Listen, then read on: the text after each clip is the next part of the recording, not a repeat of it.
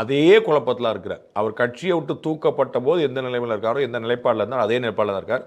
ஒரு கான்கிரீட்டான டிசிஷன் எடுக்கலை. அவர் எந்த பக்கம் போகாமல் திருமதி சசிகலா அவர்களுடைய ஆலோசனையை கேட்டு, திரு டிடிவி தினகரனுடைய பேசி, அதிமுகவில் சேரதற்கான வாய்ப்புகளை பற்றி ஆலோசனை பண்ணி, பிஜேபி கூட பேசி, திமுக கூட போகலாமான்னு பார்த்து, இப்படி எல்லா பக்கமும் கதவுகளை திறந்து வைத்து, எல்லா பக்கமும் ஒரு குழப்பத்தை நினைச்சிட்டு அவர் இன்னமும் அதே குழப்பத்தில் இருக்கார். அதனால தான் இவர் கட்சியில் இருந்தால் அத்தனை பேருமே கிளம்பி போயிட்டான்னு பார்க்குறோம். நான் பார்த்துறோம், மனோஜ் பாண்டியன் இவர் கூட இருந்தார்.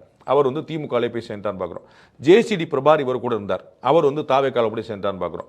நம்ம தர்மர் இவர் கூட இருந்தார், எம்பி. அவர் அதிமுகவுக்கு திரும்ப போயிட்டான்னு பார்க்குறோம். அப்போ வைத்திலிங்கம் இவர் கூடவே இருந்தார். வளர்ந்து அவருக்காக தான் நான் போனேன்லாம் அவர் சொன்னார். அவர் தான் இதெல்லாம் கேட்சார், அவர் தான் வெளியே போயிட்டார். அவர் டிஎம்கே கூட போயிட்டார்.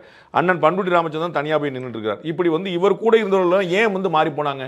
இவருடைய தொண்டர் மீட்பு உரிமை கழகம் ரொம்ப சரியான திசையில் இயங்குது, தெளிவான பாதையில் போயிட்டு இருக்கு அப்படின்னா கூட நிற்பாங்க எல்லாருமே. ஏடிஎம்கே நாளைக்கு நம்ம கைப்பற்ற போகிறோம், ஏடிஎம்கே நமதாக போகுது அப்படின்னா எல்லாருமே நிற்பாங்கல்ல. அந்த குழப்பம் திரு ஓபிஎஸ் அவர்கள்ட்ட இருக்குது. நம்ம பார்த்தோம், திரு டிடிவி அவர்கள் நம்மகிட்ட முதல் முறையாக மனம் திறந்து பேசினார். திரு ஓபிஎஸ் அவர்கள் டிடிவி அவர்களுடைய அம்மா மக்கள் முன்னேற்ற கழகத்தில் இணைவதற்கு தயாராக இருந்தார்.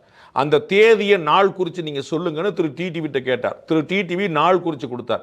இவரும் வருவதாக இருந்து அன்றைக்கு காலையில் சத்தமே காட்டல, என்னங்கிறது தெரியல.